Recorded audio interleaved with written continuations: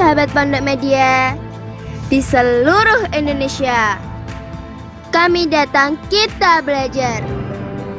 Jangan lupa subscribe, klik tombol lonceng, like, comment, and share ya, agar kalian dapat update video terbaru dari kami. Assalamualaikum warahmatullahi wabarakatuh. Selamat pagi anak-anak Indonesia yang hebat. Selamat berjumpa kembali dengan Pondok Media. Pondok Media datang, belajar menjadi senang. Anak-anak Pondok Media, kali ini masih bersama anak kelas 5 dalam belajar tema 1. Subtema 3 masuk ke pembelajaran ketiga. Baik anak-anak, langsung saja kita ke materinya. Anak-anak tentunya tidak asing dengan gambar ini ya. Ini adalah gambar jembatan Suramadu. Coba kita baca bacaannya. Lani sangat kagum dengan potensi alam yang ada di wilayah Madura, mulai bahan tambang, hasil hutan, sampai dengan hasil pertanian dan hasil lautnya. Semua itu bisa dimanfaatkan dengan sebaik-baiknya untuk meningkatkan taraf kehidupan masyarakatnya. Pulau Madura masuk dalam Provinsi Jawa Timur. Meskipun demikian, secara geografis Pulau Madura terpisah dengan kabupaten-kabupaten lain di Jawa Timur. Madura merupakan pulau tersendiri yang terpisah dengan Pulau Jawa. Anak-anak pernah ke sana? Mungkin ada yang pernah, mungkin ada yang di wilayahnya situ ya. Sungguh nikmat melihat pemandangan jembatan Suramadu. Senang ya yang dekat dengan wilayah Suramadu ya. Kita yang jauh dari sana mau ke sana harus menggunakan biaya yang mahal. Baik anak-anak, tapi potensi yang lain yang di dekat daerah kalian juga banyak kan, yang indah-indah. Mari kita lanjutkan. Untuk mencapai Pulau Madura harus melewati Selat Madura. Namun sekarang ini berkat kemajuan pembangunan nasional telah dibangun jembatan Suramadu yang melintasi Selat Madura dan menghubungkan Surabaya dengan Madura. Dengan demikian untuk mencapai Pulau Madura bisa melalui perjalanan darat. Kondisi Pulau Madura yang terpisah dengan Pulau Jawa tersebut merupakan contoh kecil kondisi geografis Indonesia pada umumnya. Indonesia merupakan negara maritim dan kepulauan terbesar di dunia. Hampir 2/3 wilayahnya merupakan lautan. Antara pulau satu dengan pulau yang lain disatukan oleh laut.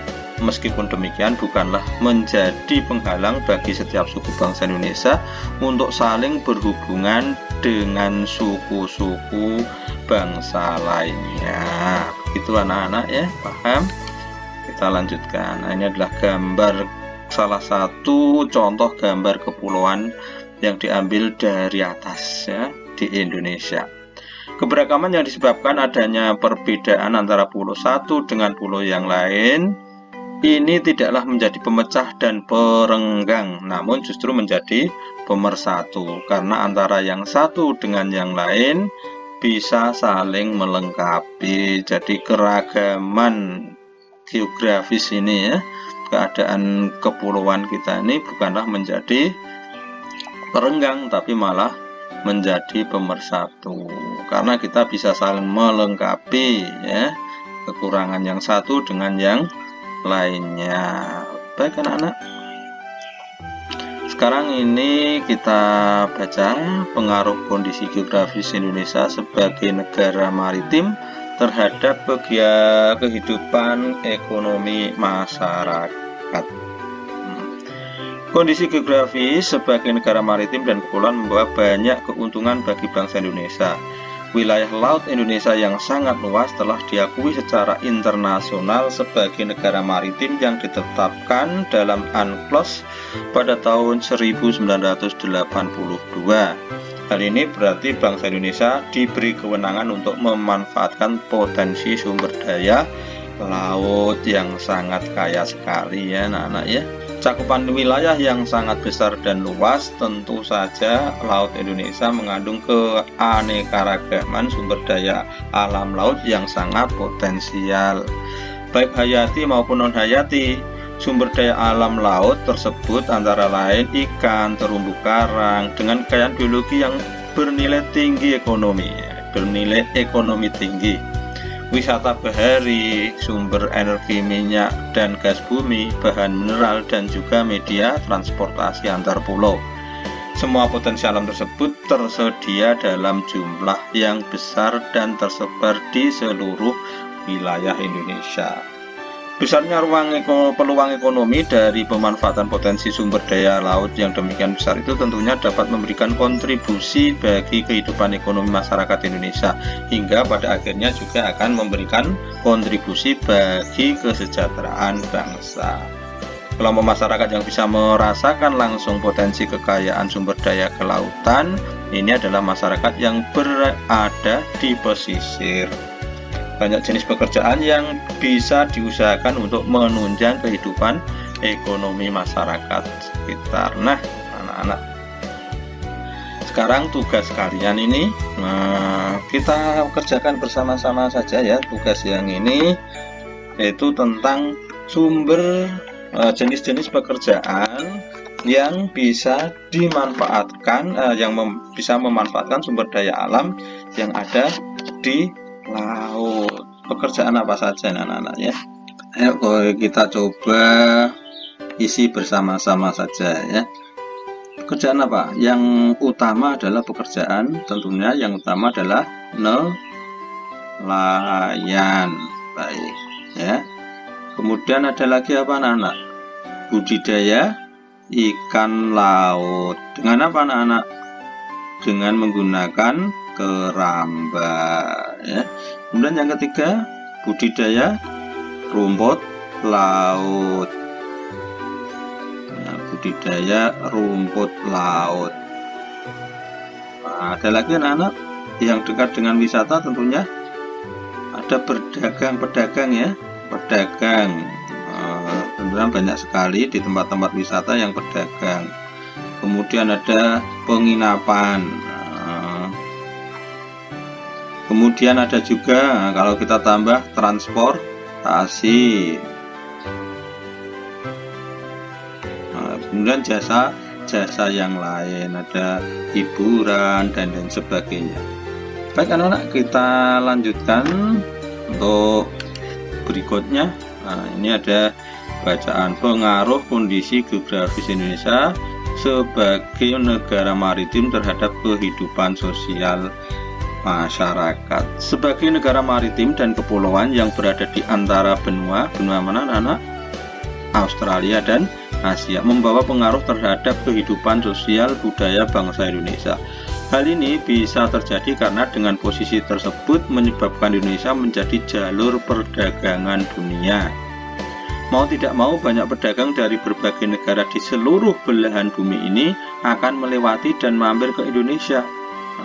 Pedagang-pedagang dari berbagai negara tersebut tentunya memiliki latar belakang yang berbeda-beda antara satu dengan yang lain. Para pedagang yang mampir dan ada sebagian yang menetap di Indonesia turut membawa adat budaya dari negara asalnya. Lambat laun, adat budaya yang dibawa tersebut akan berbaur, bercampur, bahkan melebur dengan adat Indonesia asli. Kita lanjutkan. Berikut adalah beberapa dampak yang diakibatkan oleh letak dan kondisi geografis bangsa Indonesia sebagai negara maritim atau kepulauan. Nomor satu, komunikasi dan interaksi antar penduduk menjadi lebih mudah, baik antar warga Indonesia maupun orang Indonesia dengan warga asing. Hal ini didukung adanya kemajuan teknologi di bidang pelayaran antar pulau dan antar negara. Dan terjadinya pembauran, percampuran atau peleburan nilai-nilai budaya tentunya antar pulau dan antar negara. Munculnya perkampungan-perkampungan etnis tertentu seperti pecinan, kampung Arab. Kemudian terjadinya perubahan perilaku masyarakat karena pengaruh masuknya pola dan nilai perilaku dari pulau, daerah maupun negara lain. Dan terjadinya perpindahan ilmu, pengetahuan, dan teknologi. Kita lanjut. Sudah tadi ya. Kita bahas bersama-sama sebentar ini ya. Pengaruh karena keadaan geografis kita, antaranya ada 5 dan masih banyak yang lain juga. Tapi ini dibedakan menjadi dua, yaitu pengaruh positif dan pengaruh negatif. Pengaruh positif ini banyak juga, ya. Budaya Indonesia akan semakin beragam karena adanya budaya-budaya yang masuk ke Indonesia. Itu pengaruh positif, memperkaya kebudayaan bangsa Indonesia. Lihat ya, di mana-mana tempat ada kebudayaan Barongsai. Barongsai itu kan berasal dari Cina, memperkaya kebudayaan bangsa Indonesia. Tapi juga ada pengaruh yang negatif.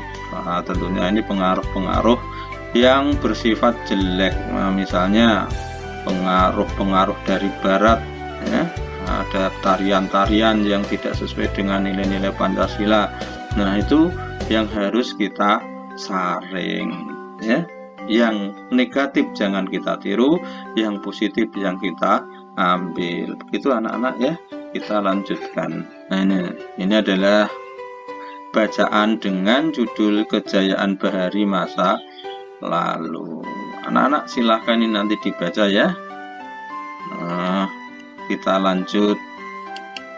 Silahkan dibaca, di post, dibaca sendiri. Nah, kita lanjut. Ini ada beberapa alinea atau paragraf. Tentunya yang disuruh mencari nanti adalah ide pokok atau gagasan utama, ya. Silakan. Nah, ini lanjutannya bisa di post.